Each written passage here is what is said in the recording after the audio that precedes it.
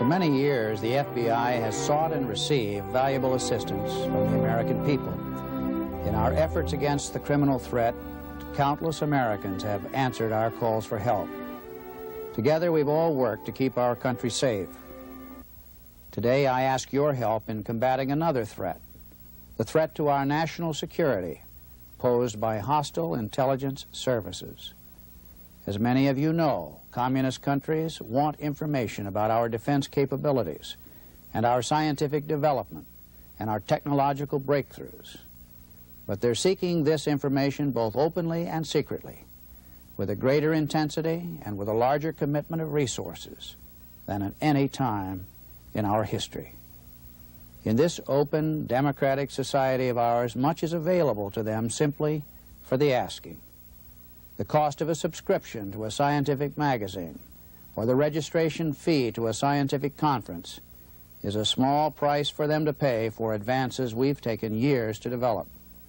Much of this information, though useful to our foes, may be legitimately and legally obtained under our law. But our concern is the more sinister and clandestine activity of hostile intelligence officers.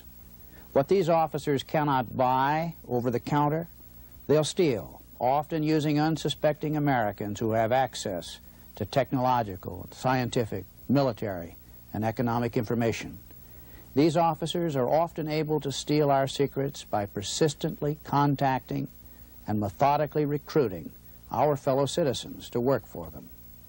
For various reasons, some Americans willingly assist these hostile intelligence officers, while other citizens give away secrets without realizing it. Foreign counterintelligence is a top priority of the FBI. To monitor, to counter, and to block the clandestine activities of hostile intelligence services is at the heart of our mission. We're engaged in a quiet war of wits with some very formidable intelligence officers, such as the Soviet Union's KGB and its military counterpart, the GRU. To carry out intelligence tasks in the United States, hostile intelligence operatives hide behind legitimate professional cover roles. Diplomats, trade representatives, students, and journalists are some of the guises of these highly trained and sophisticated spies. Through these covers, they gain access to political, economic, demographic, strategic, and military information about our country. From sites in New York, Washington, San Francisco, Chicago, Houston, and other urban centers, hostile intelligence officers are working within our cities and against our country. We estimate that 1 out of every 3 diplomats from a communist country is, in reality, an intelligence officer. The ultimate goal of these intelligence officers is, as I will repeat again, to recruit Americans to work for them. These intelligence officers are not always easy to identify, but many of their tactics of recruitment are by now all too familiar to us in the FBI. Perhaps most familiar, though, are the seemingly innocent ways they begin their targeting. In deceptively idle conversations with Americans from all walks of life, hostile intelligence officers are carefully evaluating the strengths and weaknesses of their American contacts. They may then try to exploit weaknesses like taking advantage of a certain character flaw, or pressing a financial need or a psychological dependence of some kind. They also seek to establish close personal friendships with Americans, taking keen personal interest in their jobs and hobbies. Once a friendship is established, the intelligence officer may begin asking for what may seem like harmless favors, or holding out the promise of a lucrative business deal. Their techniques are very subtle, and seldom do we see outright blackmail used in the United States. These ploys may appear neither sinister nor illegal, but they're now well recognized by the FBI.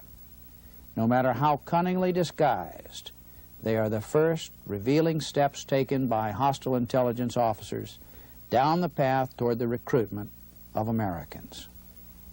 The training manuals of the KGB and other hostile intelligence services state very clearly that greed is the main motivating force of Americans.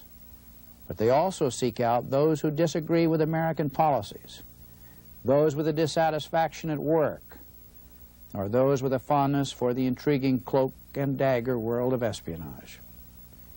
The FBI has learned much about this world in the almost half-century of countering hostile intelligence activity. The one thing we have learned most, certainly over the years, is that we cannot successfully combat the menace threatening our country without your cooperation. For this reason, the FBI has a vital need to know about your contacts with representatives from communist countries. Letting us know about seemingly innocuous or confidential meetings can assist the FBI in evaluating the missions of these foreign representatives. With your help, we can determine which of these representatives are intelligence officers and monitor more closely their activities.